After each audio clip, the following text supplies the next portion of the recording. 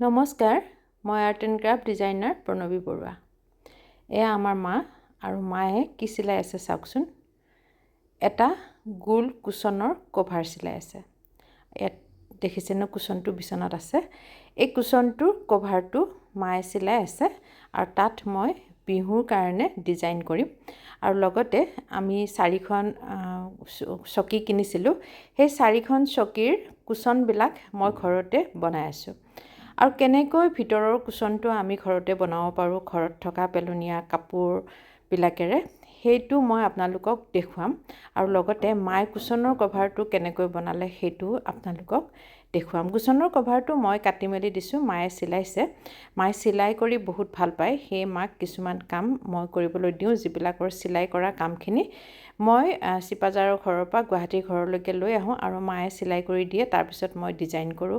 কি কৰোঁ আপোনালোকক মই দেখুৱাই যাম। প্ৰথমতে কুশ্বনটো মায়ে গোলকৈ চিলাই কৰি দিলে আৰু এই গোল কুশ্বনটোৰ ভিতৰত যিটো কুশ্বন সুমুৱাম, সেই কুশ্বনটো চকীখনৰ কেনেকুৱা ধৰণৰ চকী আৰু কেনেকুৱা ধৰণৰ কুশ্বন মই লগাবৰ কাৰণে বনাই আছোঁ, সেয়া মই আপোনালোকক দেখুৱাই আছোঁ। আৰু ভিতৰৰ কুশ্বনটো কেনেকৈ বনালোঁ সেয়াও মই এতিয়াই আপোনালোকক দেখুৱাম।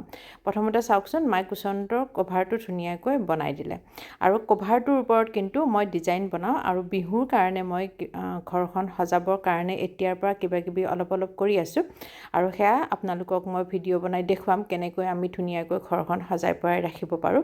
এয়া চাওকচোন, কুশ্বনৰ কভাৰটো হৈ গ'ল বনোৱা। ইয়াত কিন্তু ডিজাইন মই পিছত কৰিম আৰু ডিজাইন কৰা ভিডিঅ' মই আপোনালোকক দেখুৱাম। কিন্তু ভিতৰৰ কুশ্বনটো মই কেনেকৈ বনাইছিলোঁ সেয়া মই আপোনালোকক এতিয়া দেখুৱাই যাম। প্ৰথমতে আপোনালোকে এই কুশ্বনটো কেনেকৈ কৰিলোঁ দেখিলেনে? মাজত এনেকৈ ফাঁক এটা আছে, সেইফালেৰে সুমুৱাই দিলোঁ আৰু একো কৰিব নালাগে। মাত্ৰ গোলকৈ চিলাইকেইটা মৰাৰ পিছতে আমাৰ কুশ্বনৰ কভাৰটো ৰেডি হৈ গৈছে। মায়ে এনেকুৱা ধৰণৰ কামবিলাক কৰি খুব ভাল পায়, সেয়ে মাক এনেকুৱা ধৰণৰ কামবিলাক কৰি থাকিব দিয়া যায়। আৰু মায়ে যিখন চাদৰ লৈ আছে সেইখন আপোনালোকে মন কৰিছেনে? সেইখন মাৰ এখন পুৰণি চাদৰ আছিলে আৰু তাতে মই আলুৰ ব্লক বনাই পাৰিটো বনাই দিছিলোঁ। মায়ে পুৰণি কাপোৰবিলাকৰ পৰা পাৰিবিলাক খুলি দিয়ে আৰু খুলি দিয়া পাৰিত আকৌ মই কিবাকিবি ডিজাইন কৰি দিওঁ। সেয়ে মই অকণমান দেখুৱালোঁ, কুশ্বনটোৰ লগতে মাৰ চাদৰখনো আপোনালোকক চাবলৈ দিলোঁ। এয়া চাওকচোন, এইখন এখন চকী। এনেকুৱা 4খন চকী আমি কিনিছিলোঁ, তাৰে এখন আমাৰ গুৱাহাটীৰ মাক দিছোঁ আৰু 3খন আমাৰ 3জনৰ কাৰণে মঙলদৈ চিপাঝাৰলৈকে লৈ গৈছোঁ। আৰু তাতে মই কুশ্বনৰ কভাৰটো প্ৰথমতে কুশ্বনটো বনাবৰ কাৰণে মই কেনেকৈ কাটি লৈছোঁ সেয়া আপোনালোকক দেখুৱাইছোঁ। জোখটো মই কেনেকৈ লৈছোঁ। এইবিলাক পুৰণি মানে নতুনেই চাৰ্টৰ পিচ আছিলে আৰু চাৰ্টৰ পিচবিলাক যিহেতু আজিকালি চিলোৱা নহয়, সেই চাৰ্টৰ পিচখিনি এনেই ঘৰত আছিলে কাৰণে তাৰ পৰাই মই কুশ্বনটো বনাবৰ কাৰণে লৈছোঁ। এয়া চাওক, বেলেগ চাৰ্টৰ পিচ কেইটামান আছিল। আজি মই গোটেইকেইটা কাটি এনেকৈ কুশ্বন বনালোঁ। এখনকৈ প্ৰথমতে এখন মই মিলাই লৈছোঁ আৰু তাৰপিছত দুখন একে সমানত চিলাই কৰি লৈছোঁ। আৰু চিলাইটো কিন্তু মই হাতেৰে কৰিছোঁ।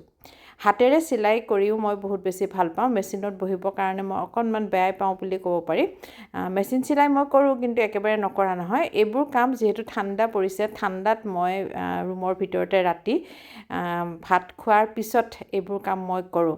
আৰু সেয়া মই আপোনালোক দেখাইছোঁ। প্ৰথমতে এনেকৈ গোলকৈ চিলাই কৰি ল'লোঁ। কুশ্বনটো হৈ গ'ল দেখিলেনে? এতিয়া জোখত হৈছেগৈ আৰু ভৰাই দিয়াৰ পিছত অৱশ্যে অকণমান সৰু হ'ব আৰু যেতিয়া মানুহ বহিব তেতিয়া লাহে আকৌ ইমানখিনি সমানেই হ'বগৈ। এতিয়া মই চিন্থেটিক কটন ভৰাই দিম। চিন্থেটিক কটনটো মোৰ আছিলে ছফ্ট টয়জত, মই যিহেতু চিন্থেটিক কটন ব্যৱহাৰ কৰোঁ আৰু সেই কুশ্বনৰ ভিতৰত মই চিন্থেটিক কটনটো ধুনীয়াকৈ ফঁহিয়াই এনেকৈ ফঁহিয়াই ল'ব লাগে, লৈ ভৰাই দিলোঁ। আপোনালোকে কিন্তু চিন্থেটিক কটন নভৰায়ো ঘৰৰ যিবিলাক গেঞ্জি মেটেৰিয়েলৰ কাপোৰ হওক, কটন কাপোৰ হওক বা চিন্থেটিক কাপোৰ হওক, সেইবোৰ কাটি টুকুৰা কৰিও আপোনালোকে ইয়াৰ ভিতৰত সুমুৱাব পাৰে। বহুতে তেনেকৈ সুমুৱায়। মই অৱশ্যে তেনেকৈ সুমুওৱা নাই। মই চিন্থেটিক কটন যিহেতু ঘৰত আছিলে, সেয়ে মই চিন্থেটিক কটনটোৱে সুমুৱাই দিছোঁ, কাৰণ ছফ্ট টয়জত চিন্থেটিক কটনেই মই ব্যৱহাৰ কৰোঁ। আপোনালোকে কিন্তু কাপোৰৰ টুকুৰা কৰি লৈ পেলাই সুমুৱাই দিব পাৰে। টুকুৰা নকৰাকৈ কিন্তু সুমুৱাই নিদিব দেই। এনেকৈয়ে মই কুশ্বনটো বনাইছোঁ আৰু কুশ্বনৰ কভাৰটো মই কাটি ৰেডি কৰি মাক দিছিলোঁ আৰু মায়ে মোক চিলাই কৰি দিছিলে।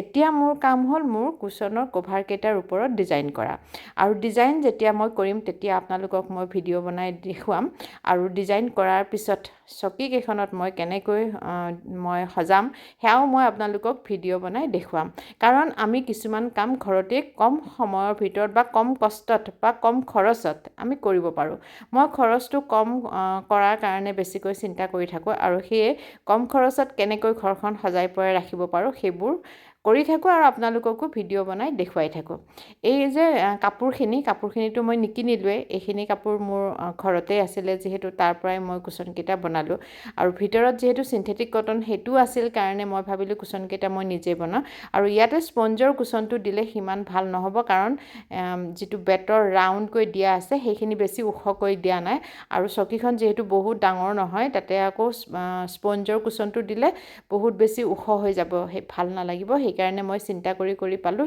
কুশ্বন নিজে বনাই দিলে বেছি ভাল হ'ব আৰু সেই বনাই আছোঁ আৰু বনাই থকা ভিডিঅ' মই আপোনালোকক দেখুৱাইছোঁ আপোনালোকেও আশা কৰোঁ মোৰ এই ভিডিঅ'টো চাই ভাল পাইছে আৰু যদি এনেকুৱা ধৰণৰ নতুন ভিডিঅ' লাগে তেনেহ'লে আপোনালোকে মোৰ এই ইউটিউব চেনেলটো ছাবস্ক্ৰাইব কৰি দিব এয়া চাওক সম্পূৰ্ণ হৈ গৈছে তাৰপিছত ছাইডটো মই এনেকৈ চিলাই কৰি দিম চিলাই কৰি দিয়াৰ পিছত কুশ্বনটো হৈ যাব আৰু যদি আপোনালোকৰ বেছি ভাল লাগিছে তেনেহ'লে লাইক শ্বেয়াৰ কমেণ্ট কৰিবৰ কাৰণে নাপাহৰিব এয়া চাওক কুশ্বনটো হৈ গ'ল আজিলৈ ইমানেই ধন্যবাদ